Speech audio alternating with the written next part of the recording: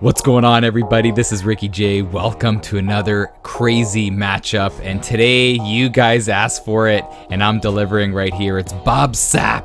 For all you guys that don't know Bob Sapp, 6'5", holy cow, super heavyweight, 330-pound giant going up against the former lightweight champion inside the UFC, Jens Pulver, man. Jens, little evil Pulver. And this is going to be crazy. It's lightweight versus super heavyweight. You guys ready for this one?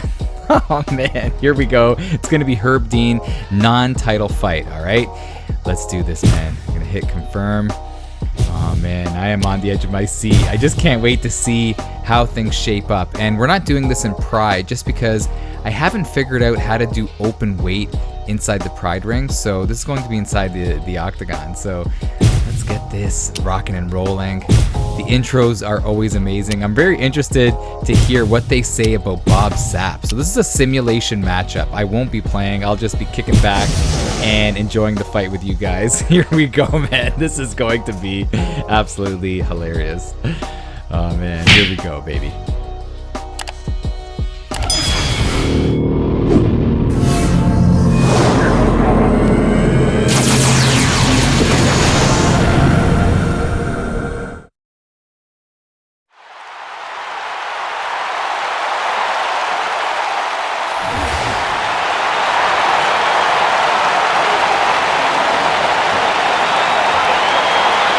Hi again, everybody. I'm Mike Goldberg. Welcome once again to the Ultimate Fighting Championship. The best strikers, wrestlers, submission artists, they are all set to compete here tonight inside the world-famous octagon. My partner is always Joe Rogan. Joe, here we are again. More great fighters, more great fights. Yeah, it is crazy the amount of talent we have here in the UFC, and these guys are only getting better.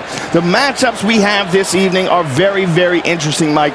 It's hard to say who's going to come out on top. I do know, though, that if you're a fan of mixed martial arts, you are in for a treat tonight. You said it, partner. A great night of fights ahead for all of us. All these matches coming up could be very memorable. But before our first fight, let's take a look at the rules of the octagon. 3 judges will score the bout duration 3 5-minute rounds. There are no championship fights on the card tonight. A 10-point must scoring system is in effect, with the round winner gaining 10 points, his opponent 9 or less, based on effective striking, grappling, aggression, and octagon control. And now it's time for our main event of the evening.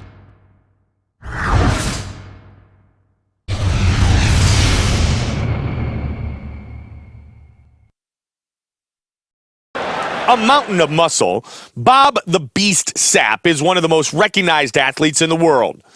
Possessing nearly superhuman strength and a relentless attack, his punches and ground and pound can devastate opponents. Jens Little Evil Pulver is known to fight fans around the world for his vicious punching power. An accomplished wrestler and former UFC champion, he has the skills to keep the fight standing, where he's never more than 1 punch away from a knockout finish. Oh yeah, here we go. You know, it's so crazy in the intros. They didn't get into the fine details of this matchup just because I think they didn't anticipate people hacking the game and making a open weight fight like that. But this is going to be crazy.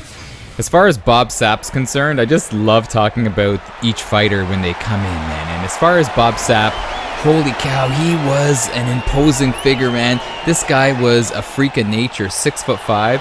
But the crazy thing about Sapp was he was so bad at taking a punch. His record was 12 wins and 20 losses. He had a losing record, and there was a streak where I believe he lost like 14 fights in a row. But my favorite fight that he had, it wasn't even in MMA, but it was, I don't know if it was K1 or kickboxing, was when he fought Kimo Leopoldo. Look it up on YouTube. It was a crazy seesaw battle.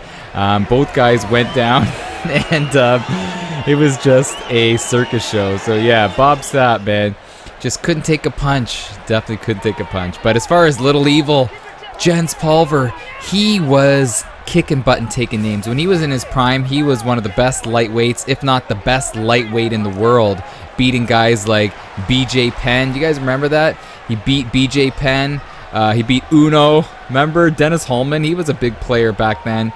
He did fantastic, but I felt like he kind of stayed around and fought a little too long for my liking. Remember when he made the comeback? He left the UFC, came back, fought Joe Lozon, and got knocked out. And Joe Lozon was a nobody back then, and I think he only got knocked out within a minute, something like that. I don't have the stats in front of me, but yeah, he hung around a little too long. He finished off his career with 27 wins and sadly 19 losses. I wish he retired a little bit early. Or earlier, but very well respected. If you don't watch him on Twitch, you got to catch him on Twitch, man. He is so entertaining. He has his own Twitch channel. He also is partnered up with the UFC and talks about upcoming fights and even analyzes past fights and gives his opinions on fights. It's fantastic, man. He is such a great guy. I've actually talked to him before. Can you believe it? I've actually talked to him, and he's such a cool, down-to-earth guy. For him to give me a a second to talk to him is phenomenal. So I always love Jens Pulver. But let's see what happens here, man. Let's see what happens here in this simulation matchup. And I just want to say to you guys, thank you so much for the support on these crazy matchups. I really appreciate it. And in this game, I always say more times than none, it showcases realistic outcomes when you do these simulation matchups. So let's see what happens. Oh my gosh, I fear for Pulver's life right here. David versus Goliath. And again, if Pulver can get the takedown, good things will happen. Oh, a nice little uppercut. And again, Jens is a southpaw. Nice. Oh, but he's got to be careful. Holy cow. Bob, man. Bob Sapp is such a monster when he goes with his hooks, man. Oh, he's going for a takedown. Nice sprawl, but his hooks are crazy because he digs way down to his waist and doesn't keep his block up, and he just doesn't care. He's all about the offense. But right here, what we're seeing both guys nice. Both guys just content with going toe-to-toe, but we're seeing Jens with that crazy left hand. And remember, his left hand was lethal back then. Oh! It looked like Sapp kind of elevated right there. Kind of took himself or absorbed the shot, and man, he went up. I can't even talk. Oh, he's got to be careful. Holy cow. He jumped up. That's what I'm trying to say. But this is crazy. Jens needs to get up. He gets up. Going for a spinning side kick to the body. It's crazy because what we're seeing the speed of Pulver, the lightweight, and he's doing good things on the feet, but he's got to be careful. He can't take a lot of those. Oh, I love that. Oh no, big knee, and that's legal. Remember, Sapp never fought inside the UFC. Is it going to be over? So knees to a ground opponent in Pride is allowed, but not inside the octagon. But Jens was standing there. Jens is, wow, look at him, showing the heart of a lion right here. Getting hurt and then fighting right back, and now he's in orthodox. I don't know if that's the best strategy. Oh, he goes for a takedown. He goes for a takedown. Now into side control. Oh, good denial by Sapp as Pulver tried to get the mount.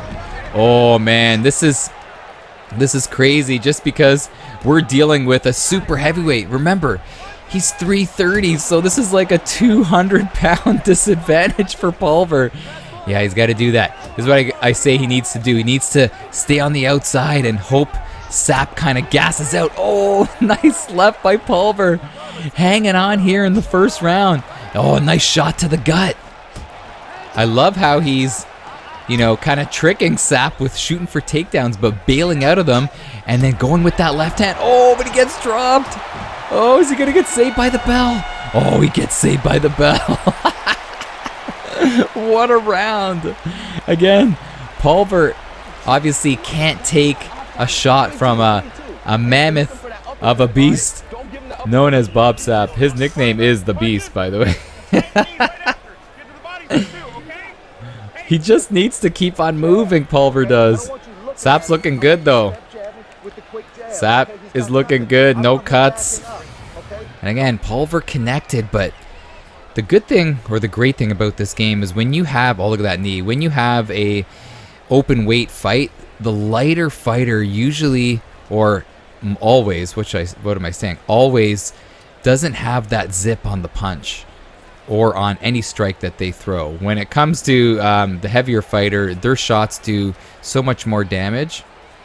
And I've said this before, that's what makes these simulation matchups so realistic. But here we go. Pulver, eyes are almost shut.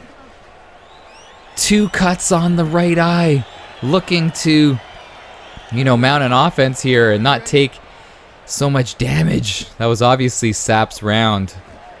Could say it was a 10-8 round, but here we go. Pulver's got to keep the hands up, brother.